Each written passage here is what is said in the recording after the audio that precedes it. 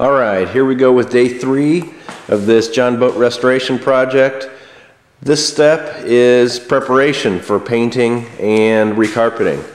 The first thing we have to do is remove any item that needs to be removed, including the decks and the carpeting and anything else that's bolted down.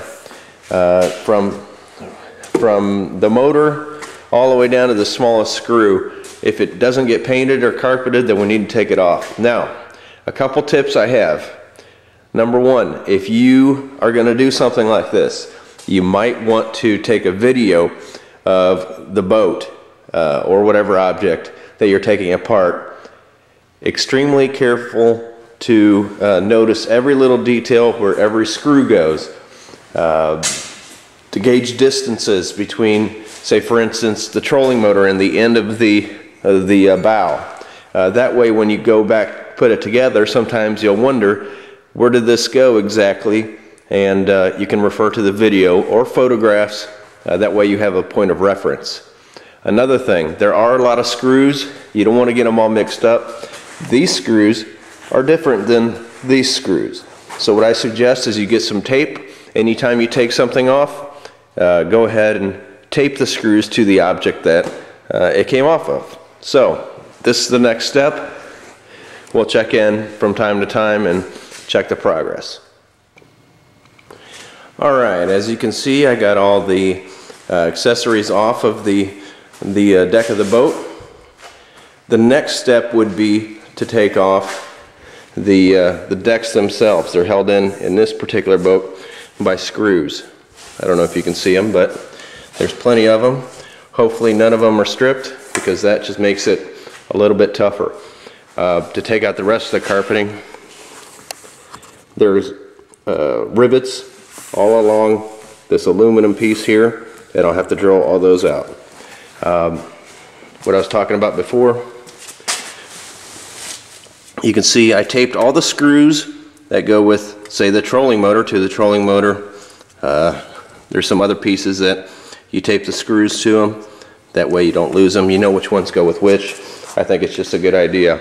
So we'll check back in after I attempt to take the decks off. Alright, the front deck is off. Not too much problem getting it out. All the screws came out just nice. You want to go ahead and inspect the metal where the deck will reattach. Everything seems okay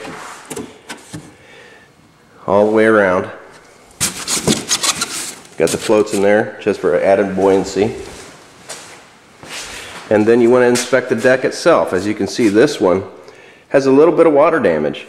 We'll take a look at it a little bit closer when we get down to the recarpeting. If it needs to be replaced, then we'll replace it. Otherwise, that's it. Next, we'll move to the back deck. Alright, we've taken off the second deck, and we've taken off the cover to the live well. Structurally, everything looks good. This piece looks like it's been added in, probably for structural support, because the seat post, the seat base was screwed in right here in 4 spots. But everything looks good structurally. So the next part is to remove, and this is going to be a real tedious part, remove all the carpeting from the bottom section of the boat. And as you can see, we have to drill out every single one of these rivets, and they go all the way up and all the way around. And then time to scrape off some of this stuff. We want a real smooth surface so we can apply some adhesive and it'll stick, and there won't be any bumps in the new carpet we put in. So that's going to be a tedious task. First thing is to get these aluminum rails off and see what we have to work with as far as scraping the carpet and the remnants of the adhesive that was used to. Alright, I'm going to show you exactly what I'm doing. There are rivets all along the side of this boat. Here's one right here. And what we're going to do is we're going to take the drill and make sure you have a bit that can cut through metal. And then the top comes off. You can see it right there. Now that'll release the rivet, and then once you're done, let me show you this other part that I've already done here. It'll look like this. See these holes? Okay, that's what it looks like. Now you take a little tool and try to pop it right off, and it should pop right off. Oh, looks like I forgot one down there.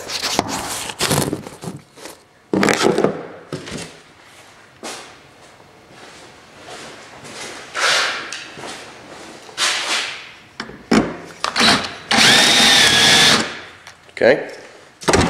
Now then, this piece should just pop right off. And there you go.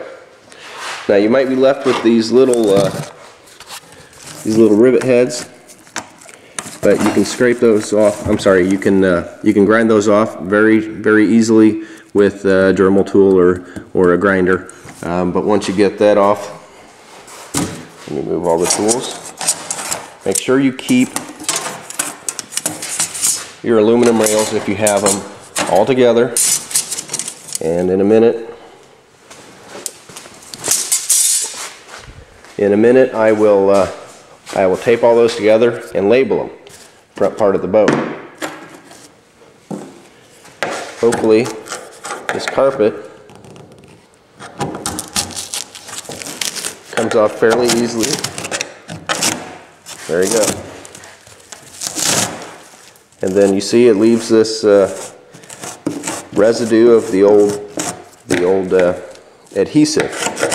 Hopefully, yeah, this doesn't look like it's too hard to get off, so we'll see what happens. Okay, day 2 of this project is done. We removed, well, when I say we, I mean I removed the back deck off the boat, removed the cover to the live well, removed the seats, removed the helm, removed the front deck and the front carpet.